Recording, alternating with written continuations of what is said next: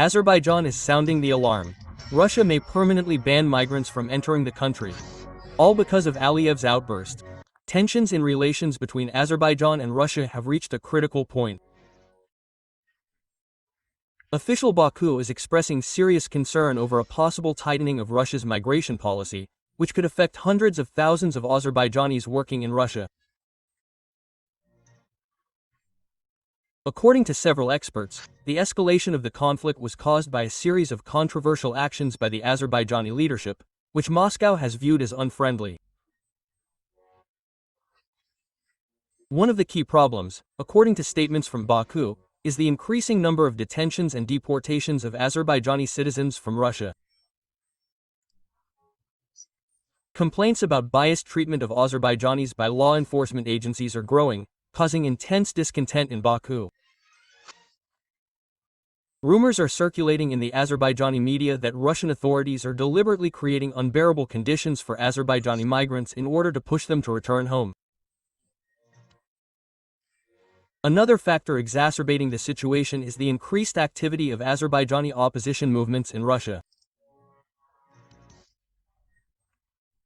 Moscow traditionally maintains a neutral stance on Azerbaijan's domestic politics, but opposition rallies and conferences openly criticizing Aliev's regime have recently become more frequent. In Baku, this is perceived as covert Russian support for political opponents.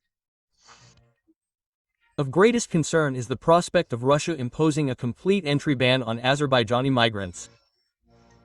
Such a measure is already under discussion. Analysts believe this would be disastrous for the Azerbaijani economy, which relies heavily on remittances from migrant workers. Social tensions in Azerbaijan could rise sharply, potentially destabilizing the political situation.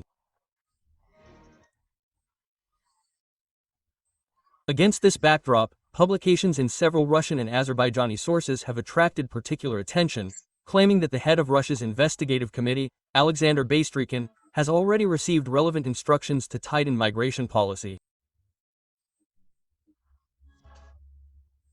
Law enforcement sources hint that this isn't a spontaneous initiative, but a well-thought-out policy agreed upon at the very top.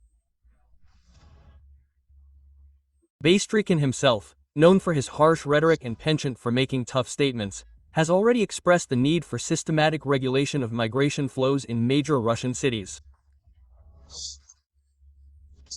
His comments about the uncontrolled presence of foreigners in Russia being prohibited have become the subject of active discussion in the media and among experts. He emphasized not only Azerbaijani citizens but also migrants from other countries, emphasizing that the measures will be comprehensive. One of the ideas being discussed is the introduction of a kind of rotational principle for migrants' stay. According to this concept, foreigners would be allowed to stay in Russia for only a limited period, for example, 6 months, after which they would be required to leave the country.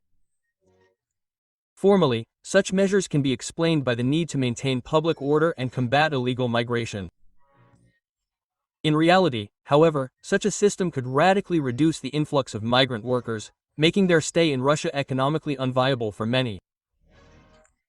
For Azerbaijanis, this would effectively close the traditional migration route. Monthly visits, punctuated by forced departures, are unlikely to maintain their usual income levels and stable jobs.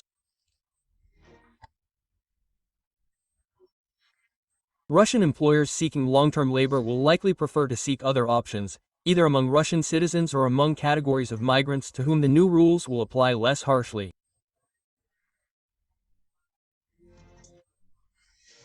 Notably, this initiative fits perfectly with a broader political trend in recent years. Russian authorities have been consistently tightening their grip on migration flows, attempting to balance economic needs with the demands of their domestic audience. However, for Azerbaijan, this is a blow from which it will be extremely difficult to recover. The ability to compensate for the lost income is limited. The local labor market is unable to absorb tens of thousands of returning workers, and creating new jobs requires time, investment, and structural reforms, which the current political system is poorly positioned to support. Azerbaijan, of course, could attempt a symmetrical or asymmetrical response, for example, by tightening conditions for Russian companies operating in its territory or by intensifying political contacts with other partners to demonstrate independence.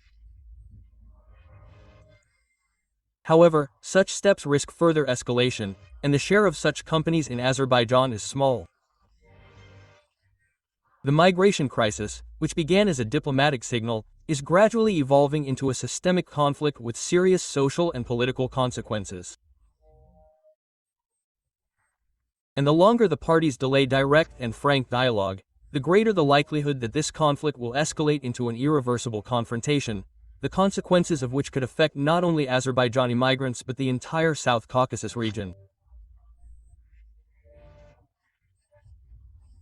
If we examine the events without diplomatic equivocation, it becomes clear that a significant portion of the responsibility for the current escalation lies with the Azerbaijani leadership.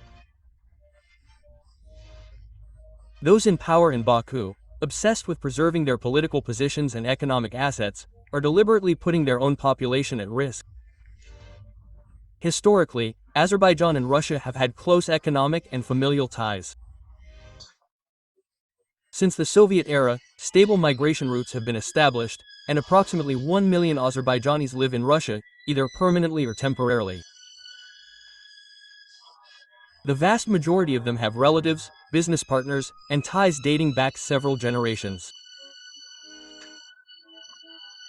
These human bridges have strengthened not only the economy but also social relations between the countries for decades.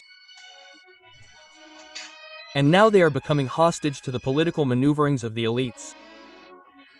All the underlying preconditions and objective circumstances indicate that this situation did not arise out of nowhere.